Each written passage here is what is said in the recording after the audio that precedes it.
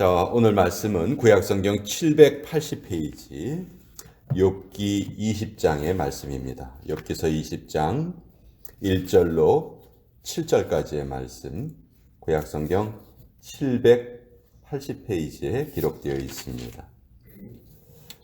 자, 욥기서 20장 1절에서 7절까지의 말씀 우리 같이 읽도록 하겠습니다. 시작. 나아마 사람 소발이 대답하여 이르되 그러므로 내 초조한 마음이 나로 하여금 대답하게 하나니 이는 내 중심이 조급함이니라. 내가 나를 부끄럽게 하는 책망을 들었으므로 나의 슬기로운 마음이 나로 하여금 대답하게 하는구나. 네가 알지 못하느냐? 예로부터 사람이 이 세상에 생긴 때로부터 악인이 이긴다는 자랑도 잠시요 경건하지 못한 자의 즐거움도 잠깐이니라. 그 존귀함이 하늘에 닿고 그 머리가 구름에 미칠지라도 자기의 똥처럼 영원히 망할 것이라. 그를 본 자가 이르기를 그가 어디 있느냐 하리라. 하나님의 말씀입니다. 아멘. 자, 욥기서의 내용은 정말 우리 인류의 역사가 지속되는 한 계속해서 이 질문은 물어질 것이고 또 이 질문에 대한 대답을 사람들은 듣기를 원할 것입니다. 과거에도 그랬고 현재도 그랬고 앞으로도 그럴 것입니다. 이유를 모르는 고통에 대한 우리의 반응은 어떠해야 하는가? 억울한 상황을 겪는 성도들이 그 억울한 상황과 하나님의 공의, 하나님의 정의를 어떻게 조화시킬 수 있을까? 가장 근원적인 질문입니다. 왜 이 세상에 악이 존재합니까? 왜 의인이 고통을 당합니까? 왜 하나님을 열심히 잘 섬기려 하는 사람에게 이런 힘들고 어려운 일이 일어납니까? 선하신 하나님, 정의로우신 하나님, 공의로우신 하나님, 사랑의 하나님, 그 하나님이 어떻게 이런 것을 허락하실 수 있습니까? 정말 근원적인 질문이고 우리가 이 질문에 대해서 각자의 대답을 할 수 없다면 우리의 믿음은 그 기반이 흔들리게 됩니다. 연약하게 되고 비슷한 상황을 당하면 나도 모르는 사이에 무너지게 돼버리죠. 신앙생활을 잘 하시던 분들이 갑자기 어떤 사건 때문에 어떤 상황 때문에 그 신앙이 그냥 탁 벽에 부닥치는 경우를 저는 너무도 많이 봐왔거든요. 그거를 제대로 잘 슬기롭게 극복을 해야 되는데 그것에 대해서 너무 어려움을 많이 겪고 계세요. 그래서 이 욥기서는 정말 소중한 책이에요. 욥기서에 나오는 내용을 우리가 나의 것으로 소화할 때 저는 우리의 신앙이 완전히 점프를 할 수 있다. 그렇게 생각을 합니다. 욥기서의 내용을 모르던 때와 욥기서의 진리를 알았을 때와는 그 신앙이 같을 수가 없는 것이죠. 그런 면에서 욥기서는 우리를 가장 깊은 나락으로도 이끌어가고 또 그 나락을 통과했을 때 가장 신앙의 높은 단계로 이끌어갈 수 있는 책이다 하는 것을 이 욥기는 우리에게 알려줍니다. 자, 욥은 세 친구들과 대화를 계속 지속을 해 나가는데요. 오늘 내용은 그 세 친구들의 한 명인 소발이라는 사람이 이제 욥에 대해서 이야기를 하는 거예요. 욥의 친구들의 주장은 한결같습니다. 네가 지금 당하는 고난은 죄에 대한 벌이다. 그러니 너는 하나님 앞에 회개해야 한다. 그러니까 인과응보라는 논리에 이 친구들은 아주 거기에 철저해요. 모든 것을 인과응보라는 그 도식으로만 바라보고 그것으로만 해석하려 합니다. 인과응보가 대부분의 경우에 맞는 그런 법칙이죠. 하나님이 인과응보의 법칙으로 이 세상을 다스리시는 거 맞습니다. 그러나 인과응보가 모든 것을 다 설명해 주지는 않죠. 결정적으로 인과응보에는 하나님의 은혜가 자리 잡을 틈이 없어요. 여러분, 우리 성도들에게 가장 소중한 사건은 예수 그리스도의 십자가 사건일 겁니다. 근데 인과응보의 관점으로 십자가를 해석한다면 도저히 해석할 수가 없어요. 십자가의 사건은 인과응보하고는 전혀 정반대예요. 그렇죠? 인과응보는 어떤 은혜를 입을 자격이 있는 사람들만 은혜를 입는다. 그게 인과응보죠. 원인이 있으니 결과가 있다. 근데 십자가의 사건은 그것과 정반대잖아요. 자격이 없는 자들이 은혜를 받은 거잖아요. 이것이 하나님이 우리에게 보여주신 그 구속의 은혜잖아요. 그렇기 때문에 이 세상을 인과응보의 잣대로만은 해석할 수 없다는 것을 우리는 분명히 알아야 돼요. 근데 욥의 세 친구들은 그것을 지금 거부하고 있는 것이죠. 그래서 지금 소발이 욥에게 하는 말이 4절에 보면 네가 알지 못하느냐 예로부터 사람이 이 세상에 생긴 때로부터 악인이 이긴다는 자랑도 잠시요 경건하지 못한 자의 즐거움도 잠깐이니라. 아주 그냥 자기 주장에 철저합니다. 자기 주장에 철저해요. 네가 지금 고통을 당하는 것은 네 잘못 때문이니 네 잘못을 숨기지 말고 빨리 하나님 앞에 내려놓아라. 하나님 앞에 다 내려놓고 회개해라. 이것이 소발의 주장이에요. 그렇지만 욥은 또 계속해서 하나님 앞에 또 친구들에게 호소하고 있지요. 내가 지금 받고 있는 이 고난은 인과관계가 없다. 내가 그 전에 어떤 잘못을 행해서 이런 일이 벌어진 것이 아니다. 물론 하나님이 나의 성숙을 위해서 이런 고난을 허락하셨을지 모르겠지만 그렇다 할지라도 이 고난은 나에게 너무너무 과도하다. 난 그런 면에서 너무 힘들고 그런 면에서 하나님의 답변을 듣고 싶다. 이것이 욥의 솔직한 고백이었어요. 욥은 원인이라도 안다면, 알 수가 있다면, 이유라도 알 수가 있다면 이 고난을 그래도 이겨나가겠습니다 하는 그런 마음이 있어요.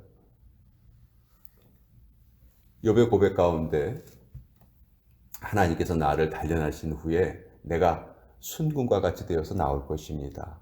이것은 다른 말로 하면 내가 이 고난을 잘 이겨나가겠습니다 하는 그런 결단이거든요. 그렇지만 그 고난을 이겨나가기 위해서는 욥이 꼭 알고 싶었던 게 있어요. 이 고난의 이유가 무엇입니까? 그것을 꼭 알고 싶었던 거죠. 자, 이 욥의 질문에 대해서 하나님께서는 직접적인 답변을 주시지 않습니다. 오히려 이 욥기 뒷부분에 보면 욥의 이 질문에 대해서 하나님은 역으로 또 하나님께서 질문을 하세요. 한 100가지도 넘는 질문을 하나님이 욥에게 하십니다. 내가 땅에 기초를 놓을 때 너 어디 있었느냐?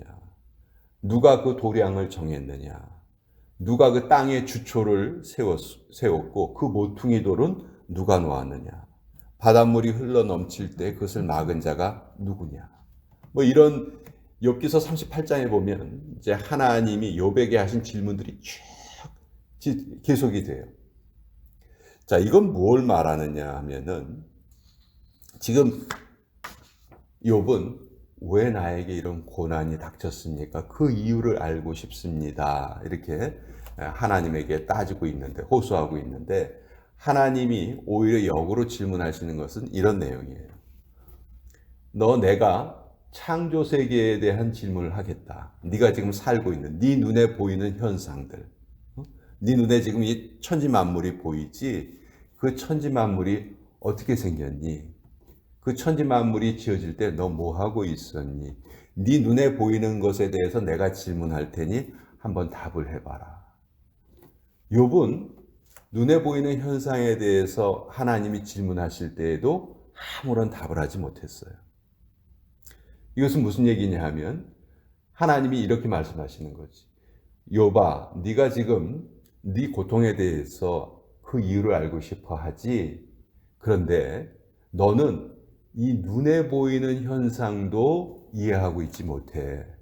그런데 눈에 보이지 않는 영적인 세계의 일은 내가 너에게 아무리 설명을 한다 해도 너는 이해하지 못할 것이다.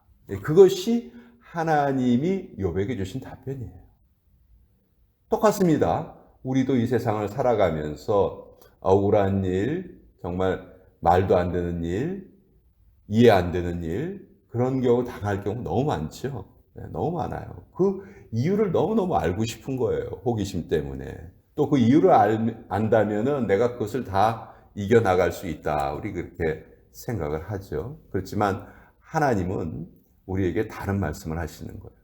너는 가장 기초적인 것도 아직 다 이해하지 못한다. 그러니 영적인 세계의 일을 네가 다 깨달을 수는 없는 것이다. 나를 믿고 오직 한 가지, 내가 너를 사랑하고 내가 선한 하나님이라는 것을 믿고 지금 당장은 이해되지 않는다 할지라도 나의 길을 따라오거라. 이것이 욥기서가 우리에게 주시는 교훈의 말씀이에요. 그러니까 욥은요, 어떻게 보면 자기 의로 충만한 사람이었어요. 실제로 그럴만 했어요. 욥의 행동을 보면 정말 칭찬받을 만한 행동 많이 했죠. 근데 그 욥의 칭찬받을 만한 행동이 어느 순간 자기 의로 자기 자신을 감싸게 됩니다. 그래서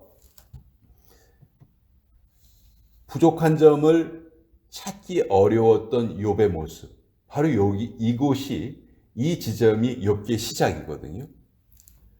우리가 신앙생활을 하면서 가끔 잘못된 생각을 해요. 욥의 모습이 우리 신앙의 종착점이라고 생각하는 경우가 많아요. 욥의 모습, 정말 모든 사람들에게 존경받고요. 신앙인으로서의 그 모습이 참 존경할 만하죠. 칭찬받을 만한 그런 모습이에요. 하나님한테 잘 예배도 드리고, 자녀들이 무슨 잘못을 했을까 봐 자녀들을 위해서 또 제사를 드리고, 또 하여튼 여러 가지 모습에 우리는 욥의 모습을 참 존경합니다. 그런데 우리가 꼭 알아야 될 것은 그 욥의 그 모습이 우리 신앙의 종착점이 아니고 욥기에서는 그것이 신앙의 출발점이었다는 거예요. 무슨 얘기냐면 욥은 그 자기의, 나는 지금 하나님을 잘 섬기고 있어 하는 그 자기의가 완전히 산산조각이 납니다. 그 고난을 통해서 완전히 자기의가 다 깨져버리고 그 이후에 하나님의 은혜를 붙잡게 되는 것이죠. 이것이 우리 신앙의 종착점이라는 거예요. 욥기는 이것을 우리에게 아주 잘 보여주십니다.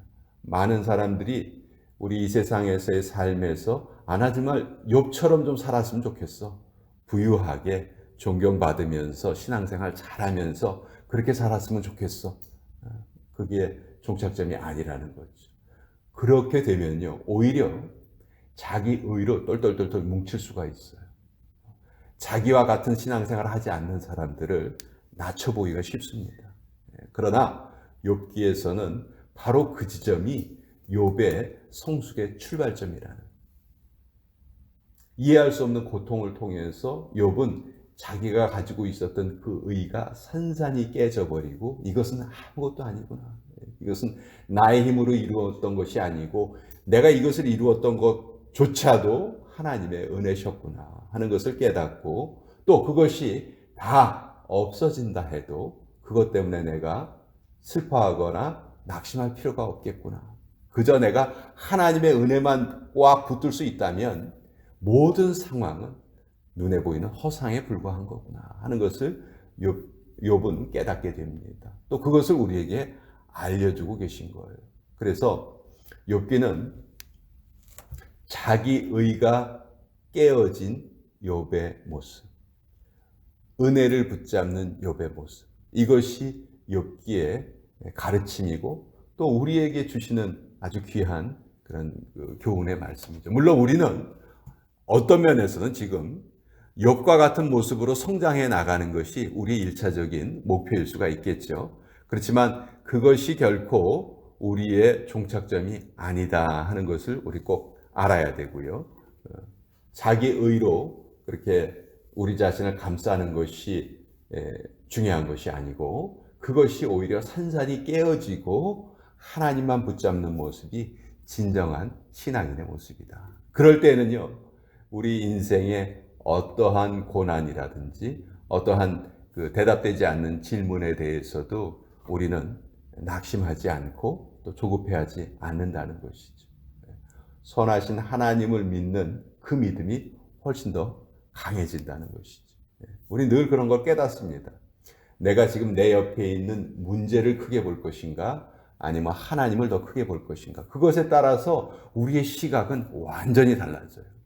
문제가 커져 보일 때는 우리의 믿음이 온데간데 없이 사라져 버립니다. 그러나 우리가 하나님을 가장 큰 존재로 보게 될 때는요, 우리의 문제가 또 온데간데 없이 사라지게 되는 것이죠. 그것이 신앙의 힘이고 그것이 신앙의 비밀이죠. 오늘 욥기서를 통해서 이 말씀을 같이 한번 나눠보았습니다.